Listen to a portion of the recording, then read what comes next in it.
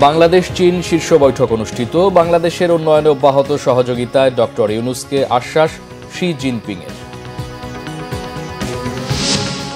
ধর্মীয় ভাবগাম্ভীর্যে পবিত্র লাইলাতুল কদর পালিত। ঈদের ছুটি কাটাতে বাড়ি ফিরছে মানুষ। বাস টার্মিনালে মানুষের ঢল।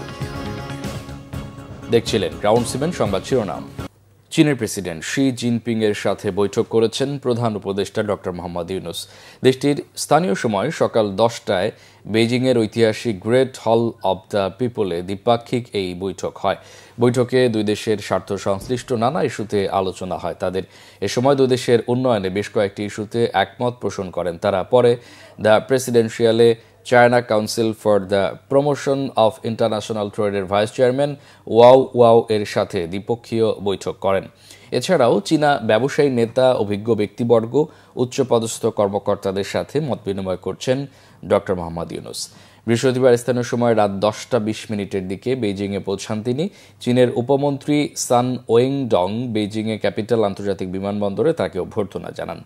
প্রধান উপদেষ্টাকে বেইজিংয়ের লাল গালিচা সংবর্ধনা দেওয়া হয়। এর আগে বৃহস্পতিবার সন্ধ্যা 7টায় অধ্যাপক ইউনূস হাইনান প্রদেশের বুয়াও শহর থেকে বেইজিংয়ের উদ্দেশ্যে রওনা হন।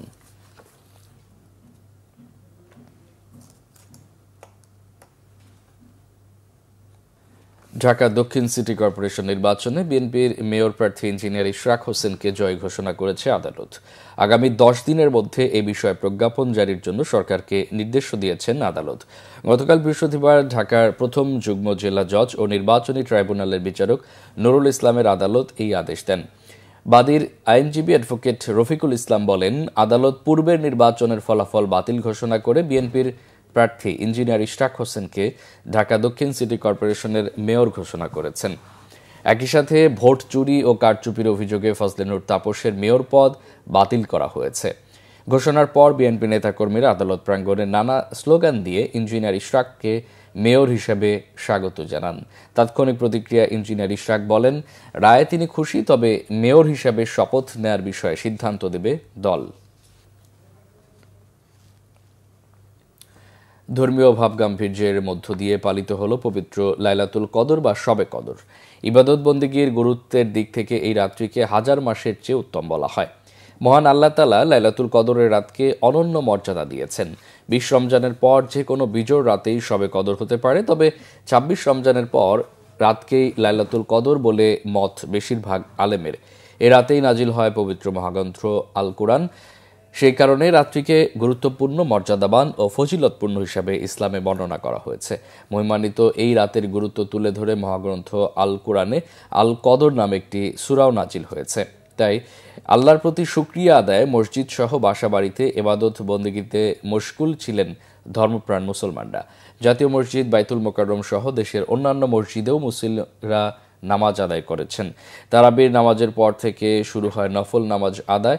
আল্লাহর কাছে ক্ষমা চাওয়ার পাশাপাশি দেশ জাতীয় মুসলিম উম্মার শান্তি সমৃদ্ধি কামনা করেন মুসল্লিরা। ছুটির দিনে প্রিয়জনের সঙ্গে ঈদ আনন্দ ভাগাভাগি করতে গ্রামের পথে ছুটছেন মানুষ। ফলে বাস টার্মিনালগুলোতে ভিড় বেড়েছে, সড়কে বেড়েছে ঘরমুখো মানুষের চাপ। এতে ফাঁকা হতে শুরু করেছে যানজটের শহর রাজধানী ঢাকা। যাত্রীরা বলছেন, স্বাভাবিক সময়ের তুলনায় ভাড়া বেশি নেওয়া হচ্ছে। কাউন্টার সংশ্লিষ্টদের দাবি, ভাড়া নেওয়া হচ্ছে সরকারের দেয়া নির্দেশনা অনুযায়ী। বিস্তারিত এসএম ফয়াজের রিপোর্টে। দীর্ঘ 9 দিনের ছুটি, তাই প্রিয়জনের সাথে ঈদের আনন্দ ভাগাভাগি করতে গ্রামের পথে মানুষ। এতে রাজধানীর বাস টার্মিনালগুলোতে বেড়েছে ঘরমুখো মানুষের ভিড়। নিজ গন্তব্যের বাস ধরতে আগেভাগেই কাউন্টারে হাজির যাত্রীরা। যারা আগাম টিকিট সংগ্রহ করেননি, বিপাকে পড়েছেন তারা। কষ্ট হলেও রওনা দিয়েছেন পরিবারের সাথে একটু বেশি সময় কাটাতে। দেশের বাড়িতে ঈদ করতে যাব, নাটোরে বাড়ি, এখনো টিকিট পাচ্ছি না, আগে থেকে টিকিট কনফার্ম করা হয়নি। তো একটা আনন্দেরই জিনিস, আর সেটা বাড়িতে হলে তো খুবই ভালো। এই জন্য আমরা এত ব্যস্ততার ভিতরেও আমরা যাচ্ছি ঈদে। কালকে রাত্রে ফোন দিছি, বলছে আসেন টিকিটের ব্যবস্থা হবে। এখন এসে দেখি টিকিট নাই, দাম বেশি। এসিতে বলতেছে 1800 টাকা করে। সমস্যা এখন আসছি, এখনো সিট পাই নাই, কিন্তু যেগুলো পাইছে এগুলো পিছনে। ফেরিওয়ালা হকার মানুষ, আমি এখন ধরেন এত যাত্রী পাচ্ছি না। ধরেন এরা 800-900 করে আসছে ভাড়া। ভাড়া তো বেশি নিচ্ছে, নর্মালি হচ্ছে ভাড়া 700 টাকা করে। ঈদের সময় আমরা হচ্ছে 1300 টাকা ভাড়া দিয়ে যাচ্ছি। ভাড়া বেশি আর এমনি ভোগান্তি তো আছেই। ঈদে বড়দের সাথে রাজধানী ছাড়ছে পরিবারের ছোটরাও, তাদের উচ্ছ্বাসটাও একটু বেশি। আমি ঈদ করতে দাদার বাড়ি যাচ্ছি, নানু বাড়ি ঈদ করতে। বাড়িতে যাওয়ার আনন্দ হয়তো অন্যরকম, এই ভোগান্তির জন্য একটু কষ্ট হয়। ভাড়া তো একটু বেশি অবশ্যই, নর্মাল টাইমে হয়তো এই ভাড়া 900-1000 টাকাতে আমরা চলে যাই, তো ওই অনুযায়ী বেশি নিয়েছেন, সার্ভিস ওই ওয়াইজ দিচ্ছে না। যাত্রীরা বলছেন স্বাভাবিক সময়ের তুলনায় ভাড়া বেশি নেওয়া হচ্ছে। বাস কাউন্টার সংশ্লিষ্টরা বলছেন নির্দিষ্ট সময়ে গাড়ি ছাড়ার চেষ্টা করছেন তারা। এই আমাদের বিআরটির চার্ট আছে, দেখতে পারেন ভাই, এখানে সরাসরি চার্ট লাগা। ভাড়া তো কখনোই আমাদের বেশি হয় না, রেগুলার প্রাইস যেটা থাকে সবসময় নর্মাল বাজারে, ভরা বাজারে আমাদের সেম। আর এই পটুয়াখালীর ভাড়া নিচ্ছে 850 টাকা। ভাড়ার যে অভিযোগ যাত্রী করে সেটা হলো আমরা নর্মাল বাজারে এপার ওপার দুই সাইডে যাত্রী পাই, তখন আমরা 400-450 নিলে পোষে, মানে দুইটা যোগ হয়, আর এখন তো এক সাইড। ঈদযাত্রা নিরাপদ, স্বাচ্ছন্দ্যময় ও উৎসবমুখর করতে বাস টার্মিনালগুলোতে নেওয়া হয়েছে বাড়তি নিরাপত্তা। SM Foyez, Bangla vision, Dhaka. এদিকে কমলাপুর রেল স্টেশন দিয়ে ট্রেনে বাড়ি যাচ্ছে বিভিন্ন অঞ্চলের মানুষ। দর্শক, এই মুহূর্তে কমলাপুরে আছেন স্টাফ রিপোর্টার ফজলে রাব্বি, সরাসরি যুক্ত হচ্ছি তার সাথে। রাব্বি, কমলাপুর রেল স্টেশনের এখনকার চিত্র কেমন দেখছেন? ট্রেন কি শিডিউল অনুযায়ী ছাড়ছে?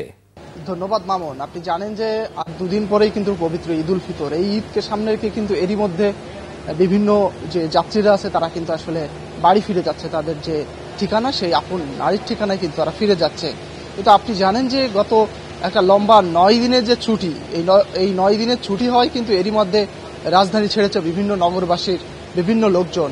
এবং এখন দেখতে পাচ্ছেন যে কমলাপুর রেল স্টেশনের যে চিত্র, সেটা কিন্তু অন্যান্য বছরের তুলনার মতো এতটা যাত্রী সমাগম এবং বাড়তি চাপের যে চাপটা থাকে সেটা কিন্তু এই বছর দৃশ্যমান হচ্ছে না, দেখা যাচ্ছে না। এখানে কিন্তু আসলে মানুষের যে সমাগম সেটা অন্যান্য বছরের তুলনায় কিছুটা কম। কিন্তু জানেন যে 9 দিন একটা লম্বা ছুটি পেয়েছে, সরকারি ছুটি। এই ছুটির মধ্যেই কিন্তু আসলে অনেকে ইতিমধ্যে তার পরিবার পরিজনকে বিভিন্ন গন্তব্যে তাদের নিজ যে এলাকায় সেখানে কিন্তু পাঠিয়ে দিয়েছে। ফলে যে অন্যান্য বছরের তুলনায় যে যাত্রী সমাগম বা মানুষের যে সমাগম থাকে স্টেশনগুলোতে সে এ পর্যন্ত এই বছর কিন্তু সেটি দৃশ্যমান হচ্ছে না। পাশাপাশি যেটা বললেন যে যথাসময়ে রেল ছেড়ে যাচ্ছে কিনা, অন্যান্য বছরে আমরা দেখছি যে প্রতি বছরই শিডিউল বিপর্যয়ের যে ভোগান্তি হয় সেটা কিন্তু যাত্রীরা আমাদেরকে বলে, গণমাধ্যম কর্মীদেরকে।